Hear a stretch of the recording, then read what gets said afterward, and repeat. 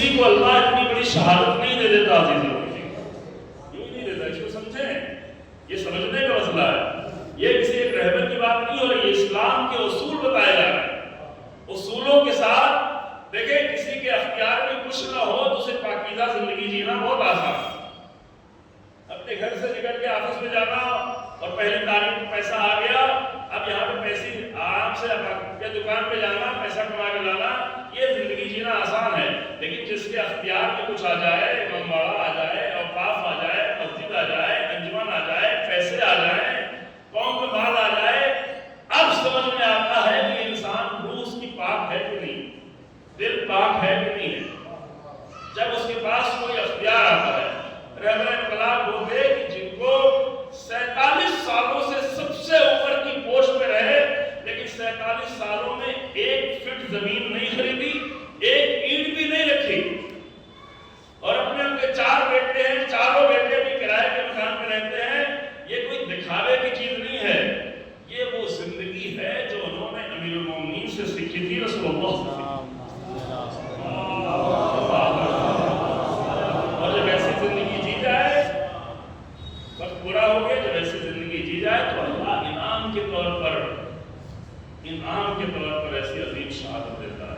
ایک مرتبہ ایک شعر پڑھ کے رونے لگے، کیا رونے لگے، وہ ویڈیو ابھی بھی موجود ہے کہ ماں مدعیان صف اول بودیم از آخر مجلس شہداء چیدن، ہم تو پہلی صف والے لوگ تھے، لیکن اللہ نے تو آخری صف سے شہیدوں کا انتخاب کر لیا۔ یہ کہہ کے رونے لگے، یعنی ابھی تک میں بچا ہوا ہوں، ہم تو سمجھتے تھے کہ ہم جو ہے لیڈ کر رہے ہیں تو ہمیں جلدی شہادت ملے گی، اور آخر مجلس ایسی ہے جیسے یہاں سب لوگ بیٹھے کہ یہاں کسی کو انتخاب کرنا ہو تو ہم کہیں ہم ممبر پہ ہیں تو ہمارا انتخاب ہونا چاہیے، فلاں نے سوچ پڑھی تو اس کا انتخاب ہونا چاہیے، یا ہمارے بزرگان آگے بیٹھے ہیں ان کا انتخاب ہونا چاہیے، کہا سب سے بہتر انسان کون ہے تو وہاں کنارے سے کسی ایک کو کہا یہ سب سے بہتر انسان ہے، اور یہ سچ بھی ہے، یہ ہو سکتا ہے، کم سے کم ہمیں تو اس گمان میں نہیں رہنا چاہیے۔ یہ کہہ کے رونے لگے کہ مجھے بھی تو شہادت نہیں ملی، اور 5 سال پہلے، یہ آخری بات ہے پھر مسائل میں، 5 سال پہلے جنہوں نے نہیں دیکھا وہ جا کے دیکھیں، 5 سال پہلے جب اس سردار کی نماز جنازہ پڑھانی ہوئی تو نماز جنازہ جب پڑھائی جاتی ہے تو نماز جنازہ میں جتنی بھی دعائیں کی جاتی ہیں سامنے جو میت ہوتی ہے اس کے لیے دعا ہوتی ہے۔ نماز جنازہ میں کوئی اپنے لیے دعا نہیں کرتا، نماز جنازہ، نماز خاص کر نماز کی حالت الگ سے دعا کر رہے، الگ سے ہے کہ آپ قبروں میں جائیں تو دعا کریں پروردگار ہم بھی ان سے ملاقات ہونے والے ہیں، لیکن جو نماز جنازہ میں کوئی اپنے لیے دعا نہیں کرتا۔ لیکن نماز کے درمیان میں 5 سال پہلے رہبر انقلاب نے یہ دعا کی تھی، اللہم الحقنا بہم، اور وہ تصویر جا کے دیکھیں ویڈیو کہ کس طرح روتے ہوئے دعا کی، اللہم الحقنا بہم، اے میرے اللہ مجھے ان سے ملحق کر دے، اے میرے اللہ مجھے ان سے ملحق کر دے، وارزقنا الشہادۃ فی سبیلک، اور اے میرے اللہ مجھے اپنی راہ میں شہادت کا رزق عطا فرما، اے میرے اللہ مجھے اپنی راہ میں شہادت کا رزق عطا فرما۔ تو ٹھیک ہے، اللہ نے وہ رزق 5 سال بعد دیا، جب یہ لگا کہ اس وقت شہادت سے دین کو، اسلام کو، شریعت کو فائدہ ہونے والا ہے۔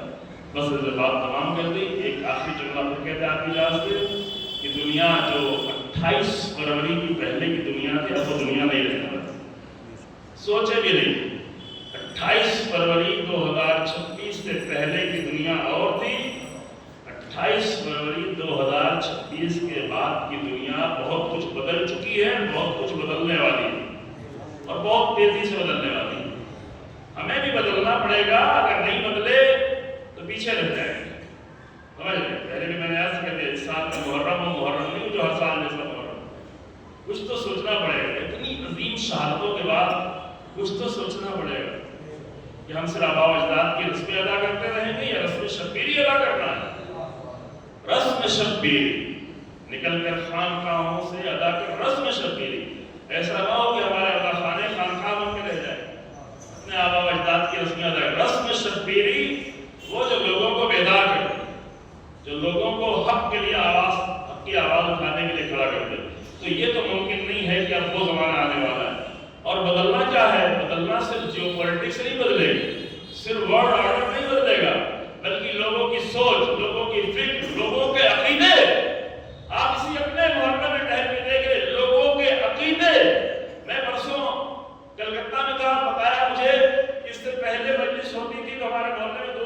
شیعہ گھر ہیں تو 4-6 لوگ ہوتے تھے.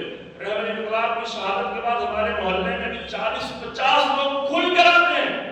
ایک محلے میں، ایک چھوٹے سے گاؤں. کہاں کہاں پہ کتنی تبدیلی ہوئی ہو. اگر آپ کو یہاں تبدیلی نہ لگ رہی ہو تو یہ سمجھیں کہ شاید ہم نے پہلے کچھ ایسی غلطیاں کی ہیں جس کی بنیاد پر رکاوٹ بنی ہوئی ہے. معاف کیجیے گا، میں کسی کی تعریف آ کے اس کے سامنے نہیں کرتا. آپ کی اگر تعریف کرنے کی ہوگی کہیں اور جا کے کریں گے، آپ کے سامنے تو نہیں کرنے والا.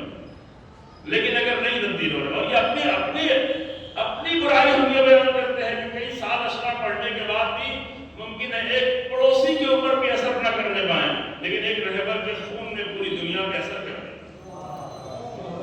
یہ شہادتیں پوری دنیا میں کیا بدلے گا؟ لوگوں کے عقیدے بدل رہے ہیں، لوگوں کی سوچ بدل رہی ہے، لوگوں کی ذہنیت بدل رہی ہے. لوگ امام مہدی صلی اللہ تعالیٰ فردوس شریف کے لیے تیار ہو رہے ہیں. لوگ تیار ہو رہے ہیں. لوگ دھوکہ دینے والے مولویوں کو ممبر پہ ٹوک رہے ہیں کہ تم نے ہمیں اہل بیت سے دور رکھا. تم نے کیوں ہمیں اہل بیت کی زندگی کے بارے میں نہیں بتایا؟ کیا ویڈیوز دیکھ رہے ہیں؟ یہ سب کچھ ہوا ہے ایک عظیم رہبر کی شہادت کے بعد. یہ ہو رہا. لیکن عزیزو جو درد ہے وہ درد کیا ہوتا ہے؟ درد یہ ہوتا ہے کہ کسی کا اتنا عزیز گزر جائے.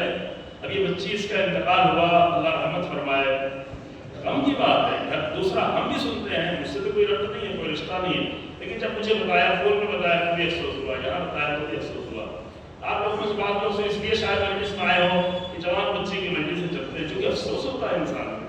جب کوئی اتنا اس طرح سے گزر جاتا ہے تو افسوس ہوتا ہے. لیکن عزیزو شروع میں جملہ کہا تھا، اپنوں کے جانے کا اتنا غم نہیں ہوتا ہے جب کوئی اللہ کا سپاہی اس دنیا سے چلا جائے. اپنے ہیں، چونکہ ہماری کوئی حیثیت نہیں ہے تو ہماروں کی بھی اتنی کوئی حیثیت نہیں ہے.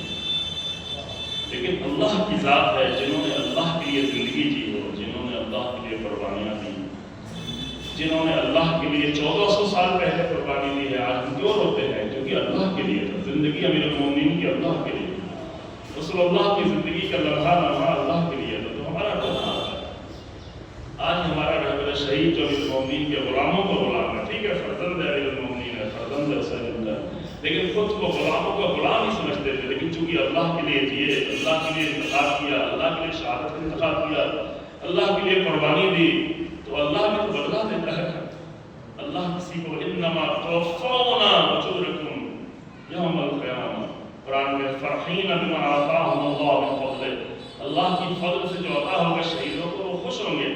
تو خوش اس بات میں نہیں ہوں گے کہ جنت کی نعمتیں ملیں گی، خوش اس بات پہ ہوں گے کہ ایک انسان کی شہادت کے ذریعے سے ایک حسینی مشن آگے بڑھ جائے، لوگوں کی روحیں بیدار ہو جائے. آج ہمارا رہبر خوش ہوگا کہ لوگ حسینیت کو صحیح طرح سے سمجھنے لگے، برادران اہل سنت نان مسلم لوگ سمجھنے لگے. اللہ اکبر. لیکن غم تو ہوتا ہے، غم بہت ہوتا ہے عزیزو. آج تک غم ہے. جب ہمارا سردار شہید ہوا تو بہت دل رویا، لیکن پھر بھی ڈھارس تھی کہ رہبر تو ہمارا موجود ہے. جب ہمارا سید لبنان میں شہید ہوا، بہت دل تڑپا. بہت سارے لوگ اپنے ماں باپ سے، اپنے عزیزوں سے کہیں زیادہ دل تڑپا. حق ہے، ان شہیدوں کا یہ حق ہے جنہوں نے آسانی سے اپنے بچوں کو قربان کر دیا. ان کا یہ حق بنتا ہے جنہوں نے اپنی پوری زندگی کو وقف کر دیا الہی مشن کو آگے بڑھانے کے لیے. تو ان کے لیے دل تڑپنا یہ اللہ کی طرف سے ہے، یہ قانون ہے اللہ کا. تو دل بہت تڑپا، لیکن پھر بھی ایک ڈھارس بنی ہوئی تھی کہ ہمارا رہبر تو موجود. ڈھارس تھی. لیکن جب رہبر ہمارا شہید ہوا، نہیں معلوم میں کیسے آپ کو بتاؤں. اور میں رہبر کی مسائل نہیں پڑھ رہا ہوں. رہبر کے اس شہادت کے بعد جو احساس ہوا ہے، اس احساس کو اگر آپ تھوڑا سا پیچھے آپ کربلا کی فضاؤں میں جا کے سمجھنا چاہیں تو شاید ایک مطلب سمجھ میں آ سکے. جب پہلے حملے میں 48 لوگ شہید ہو گئے، آدھا لشکر شہید ہو گیا، تو ایسا لگا کہ یوں ہی تو تھوڑا سا لشکر تھا، آدھے لوگ شہید ہو گئے. لیکن نہیں، پھر دیکھتے کہ نہیں، عباس میرا ہے، میرا علی اکبر ہے، حبیب بن مظاہر ہے، اس کی وجہ اس کا ہے، بی بی کا دل ٹھہرا ہوا تھا. ہو گئے زہر کے وقت میں، زہر کے بعد زہر بھی شہید ہو گئے، مسلم بن اسدہ بھی شہید ہو گئے، تمام اصحاب شہید ہو گئے۔ بڑی دل کو تکلیف ہوئی کیونکہ حبیب کے آنے کی بڑی خوشی ہوئی تھی۔ سہیل اور حسین بن علی کے لشکر میں شامل ہوئے تو بڑی خوشی تھی کہ کوئی دشمن سب یزید کے لشکر میں آتے جا رہے ہیں، کوئی حسین بن علی کے لشکر میں بھیا کے ساتھ کیوں نہیں آتا؟ تو حبیب کے آنے کی خوشی تھی، سہیل کے آنے کی خوشی تھی، مسلم بن اسدہ کے آنے کی خوشی تھی۔ لیکن جب وہ شہید ہو گئے پھر بھی دل ٹھہرا تھا کہ میرے 6 بھائی 7 بھائی تو ہیں، ان 7 بھائیوں میں زہرا کا لال ہے، اس میں اپنے غریب کا بیٹا ہے، اس میں عباس ہے۔ لیکن جب عباس بھی شہید ہو گئے، جب علی اکبر بھی شہید نہیں معلوم یہ محسوس کر سکے ابھی لوگ۔ مختصری مسائل پڑھتا ہوں، مجلس لمبی ہو گئی ہے۔ جب عباس شہید ہو گئے اور مقتل سے آواز گونجی یا اخی ادرک اخاک، یہ جملہ ہے مقتل، یا اخی ادرک اخاک، اے میرے بھیا اپنے بھائی کو در گئے۔ تو حسین بن علی نے اپنی کمر پہ ہاتھ رکھ دیا، الآن کسرت ظہری وقلت حیلتی وشمت بیعتمی، میری کمر ٹوٹ گئی۔ جو جس غم سے حسین بن علی کی کمر ٹوٹ گئی، کوئی خیمے میں جا کے زینب سے پوچھے کہ بیوی کے دل کا حال کیا ہوا۔ عزیزو 20 سال ایران میں رہے ہیں، شاید 10 سال محرم میں 8-10 سال رہے ہوں گے۔ عاشور کے دن ایک ماتم ہوتا ہے، نہیں معلوم میں اس کو بتا پاؤں گا کہ نہیں بتا پاؤں گا۔ عاشور کے دن جب سارے جوان اکٹھا ہو کے ایک ماتم کرتے ہیں، دل سے ماتم کرتے ہیں، بے اختیار آنکھیں آنسو بہا رہی ہوتی، دل دام رہا ہوتا ہے۔ آپ کو کیا ماتم ہوتا ہے؟ یہ امان از دل زینب۔ اب پتہ نہیں اس کا آپ ترجمہ کر پائیں گے، بہت اچھا ترجمہ شاید نہ کر پائیں۔ امان از دل زینب، امان از دل زینب، یعنی زینب کے دل کی خیر ہو، بیٹی کے دل کی خیر ہو۔